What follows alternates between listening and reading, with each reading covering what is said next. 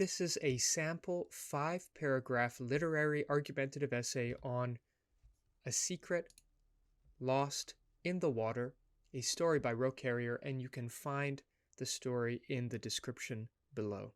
I recommend you read it so that this essay makes sense to you and you can understand what's going on. Here's the introduction. When was the last time you got in touch with your dad? Meaningful communication is so important, and this is made all the more clear in the short story A Secret Lost in the Water, where Roe Carrier explores how communication shapes and sometimes strains the essential relationships in our lives, particularly within the family. Carrier focuses on the narrator's poor communication with his father during childhood, their divergent interests, which makes communication a challenge, and the consequences of their lack of communication.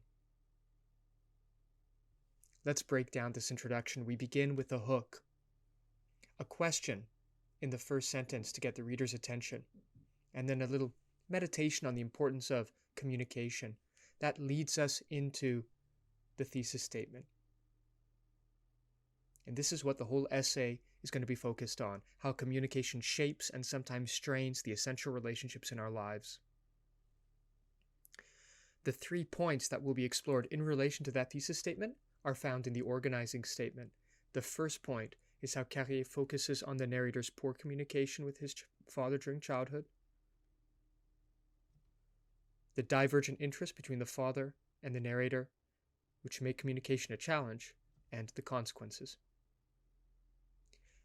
Let's move on to the first body paragraph, where we see how the writer has developed the first point on the poor communication during childhood. The story highlights the critical role of communication in shaping the narrator's childhood. This is our topic sentence. This reminds the reader of that first point in the organizing statement.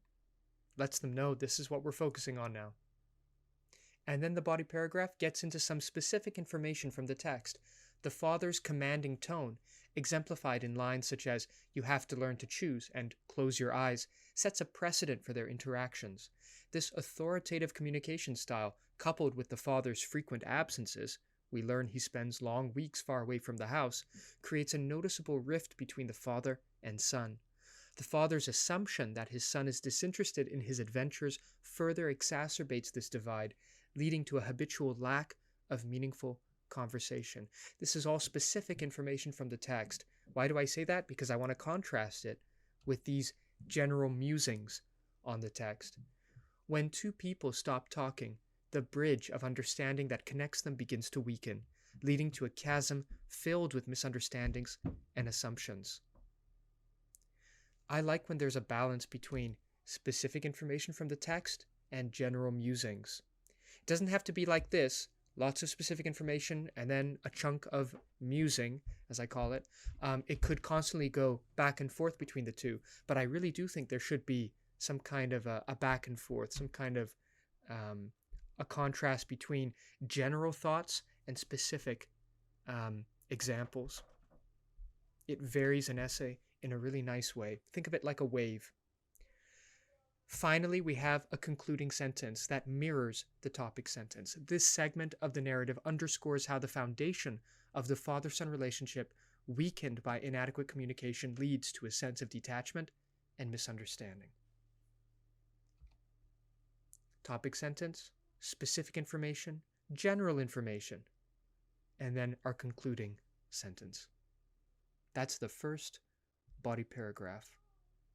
Let's move on to the second body paragraph.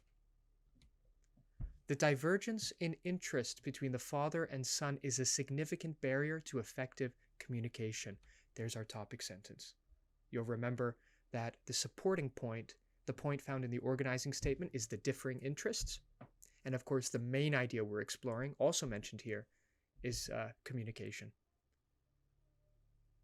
Now the body paragraph gets into some specific information from the text. While the father is deeply connected to the land and community epitomized by his skill in dowsing, the son gravitates towards academics. We learn that the son is intoxicated by the new game of spelling, while the father had little skill for it. Having different interests with somebody doesn't mean that a meaningful connection or mutual understanding is unattainable. In fact, these differences can often enrich a relationship, bringing diverse perspectives and experiences into the conversation. What matters most is the respect and curiosity each person shows for the other's passions and viewpoints.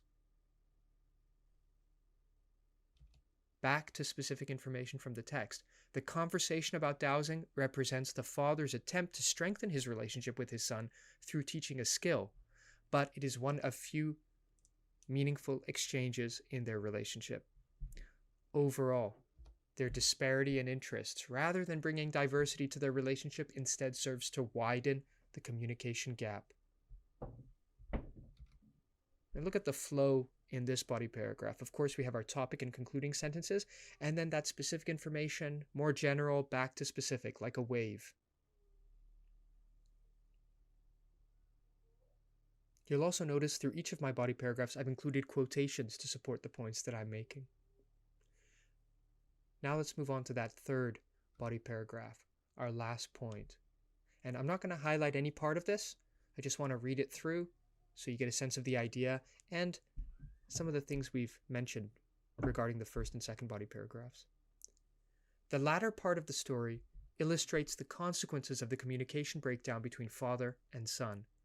The father's inability to pass on his dowsing knowledge to the son symbolizes a broader issue of generational disconnect. The farmer's remark, "Nowadays fathers can't pass on anything to the next generation," echoes a societal problem where the bonds of communication between generations are fraying. This communication gap can result in a loss of cultural heritage, as younger generations may miss out on valuable insights and wisdom from their elders. Additionally, it can create barriers to empathy and understanding across age groups, often leading to stereotypes and misconceptions. In a broader sense, this generational communication breakdown can impact societal cohesion, as it hampers the ability of different age groups to work together effectively to address common challenges. For the narrator, the loss of his father's knowledge leaves him feeling a profound emptiness, indicating the deep emotional impact that a lack of communication can have on personal relationships.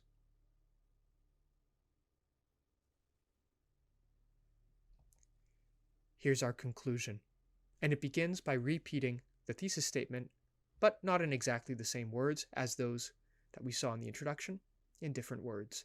In A Secret Lost in the Water, Roe Carrier depicts the complexities of a father-son relationship marred by poor communication. Then we have this long organizing statement.